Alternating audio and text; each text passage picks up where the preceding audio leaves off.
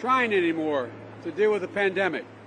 He said, and I quote, "We're not going to control the pandemic." The Washington Post headline today says it's White House gives up on trying to slow virus spread. No caveats, just a deadly admission. Early in this pandemic, some of you have had to cover me for a long time, Trump called himself a wartime president, fighting the war against an invisible enemy. Well, I've been saying for months, as you well know, that he waved the white flag all the way back then. He wasn't doing much at all. Some people said I was being harsh, that I was being unfair. The White House was coming right out now and admitting what I said months ago was absolutely true. And look how many people are dead. 220,000. And it's expected as many as another 200,000 could die between now and the end of the year. And he said, we're not going to control it. Not going to control it. The bottom line is, Donald Trump is the worst possible president, the worst possible person to try to lead us through this pandemic. And I don't think he just either doesn't have any idea what to do or he just doesn't care. On Friday, Dr. Tony Fauci, the nation's most respected infectious disease expert, publicly acknowledged that the president has not even met with his COVID team for months. For months. Even worse, Saturday, Donald Trump said that COVID-19 count wasn't really going up. Everything was leveling out. He suggested the doctors were inflating the numbers. Catch this, because doctors get more money. What in the hell's the matter with this man? 1,000 doctors and nurses have given their lives trying to save lives. And he's saying the reason they're talking about testing is that they want to make more money. Mr. President, more than 1,000 healthcare workers have lost their lives fighting COVID. Doctors, nurses, they're not profiting, they're dying.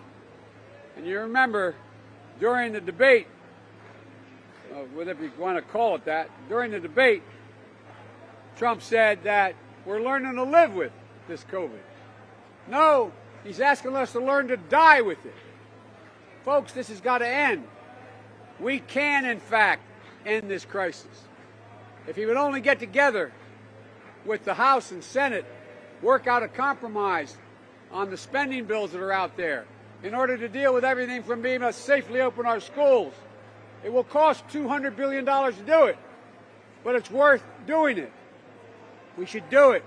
We can lower class sizes, more teachers, ventilation, PPP, masks, gloves, all the sanitation, the businesses to be able to be open if we provide the same kind of help which we said we would do.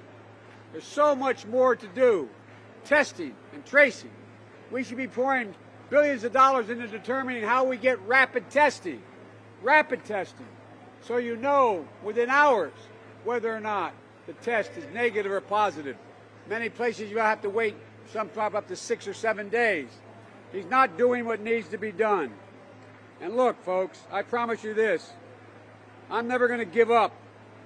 You know, Mr. President, you have to have a little bit of shame, just a little bit of shame, because people are dying. Here's the point I want to make. Let me say it clearly. More people are going to die, as many as 200,000 suggested by some. And it's pointed out, if you just wore a mask, kept social distancing, got tested, that we could save within now the end of the year over 100,000 American lives. I'm not going to give up. I don't know what we'll inherit on January the 21st, but the rate he's going is not going to be good, but we're going to be able to make it. And by the way, I'm happy to take some questions from the press, but let me make it clear. I'm not shutting down oil fields. I'm not eliminating fracking. I'm investing in clean energy, and we're going to make sure that we don't continue to subsidize the oil companies. There's two estimates. They get somewhere between $25 billion and $40 billion in subsidies. That money should go in to making sure we do a lot of other good things. So with that, why don't I take, yes, sir. Thanks so much, Mr. Cardi. You kept a relatively light public schedule in the past few days.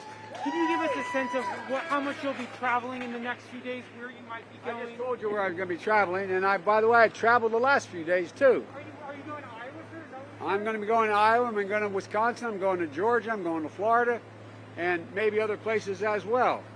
There's a lot we've been doing as well in terms of being online and social, everything from fundraising efforts to making sure we meet. I met today with a group of leaders in the Democratic Party, laying out where we're going to go, getting their input and the like. So we're constantly, there's not been a day that hadn't been a 12-hour day yet. Mr. Vice President, are you confident enough in your standing in states like Pennsylvania, Wisconsin, Michigan to be expanding the map and traveling to Iowa? No, look, I'm not, you know me, I am not overconfident about anything.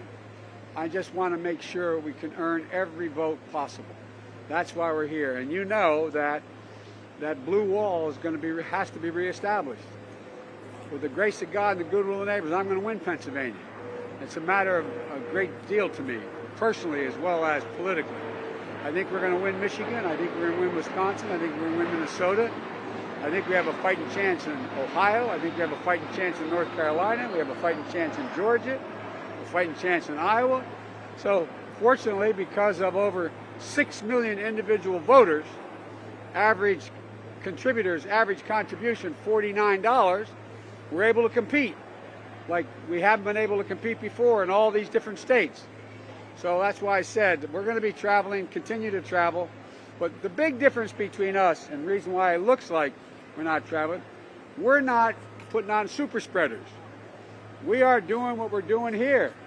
Everybody's wearing a mask and trying as best we can to be socially distanced. And that's what we're doing. You've attended a number of our press conferences as well. It's important to be responsible. Mr. Vice President, you mentioned just a minute ago there that as part of your commission you would look at how long justices serve on the court. Does that mean that you're open to term limits? No. There is a question about whether or not it's a lifetime appointment. I'm not going to attempt to change that at all. There's some literature among constitutional scholars about the possibility of going from one court to another court, not just always staying the whole time on the Supreme Court. But I have made no judgment, my word. My word is about made no judgment. They're just a group of serious constitutional scholars, have a number of ideas how we should proceed from this point on. And that's what we're going to be doing. I'm going to give them 180 days, God willing, if I'm elected, from the time I'm sworn in, to be able to make such a recommendation. Mr. Biden, how important is the event? Do you have any reaction to President Trump planning an event outside, an outdoor event at the White House tonight to celebrate the anticipated confirmation of Judge Barrett? Look,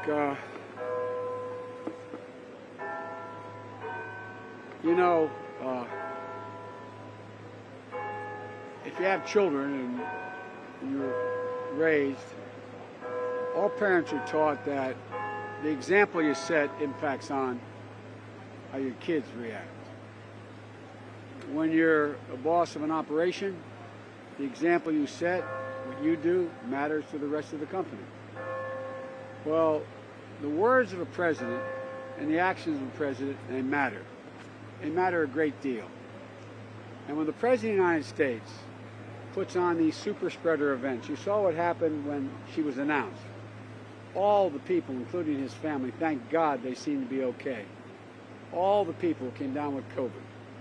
I just hope he is willing to have learned a lesson, and there will be significant social distancing. I don't blame him for celebrating. There's a lot of things we could be doing, having massive crowds. But the fact is that it's just not appropriate now. And so I just hope he and the Vice President and others act with some dispatch and do it what everybody knows. People should be tested first before they even show up, number one. Number two, they should be wearing masks. Number three, they should be socially distanced. And number four, it shouldn't be a huge crowd, whether it's outside or not. Thank you all very, very much. Appreciate it. Let's load up. To every single mother, every small business owner, every farmer, every cancer survivor, and every woman out there who has ever been put down by the establishment, It's time to stand up. On November 3rd, we need you to write in Ola Hawatma on the ballot under New York 19th Congressional. Make history in the New York 19th District with the first woman to win by a write-in. Don't just vote. Make history on November 3rd, 2020. Write in Ola Hawatma. Dr. Melinda Morris supports a strong economy, safe neighborhoods, limited property taxes, and promotes an improved education system. Dr. Melinda Morris wants to improve access and insurance coverage for medical care. Dr. Morris is pro-life and will support right-to-life legislation in Austin. Dr. Morris will remain true to her values when she is elected to office. She is going to Austin to promote life, prosperity, and personal freedom for the constituents of Senate District 13.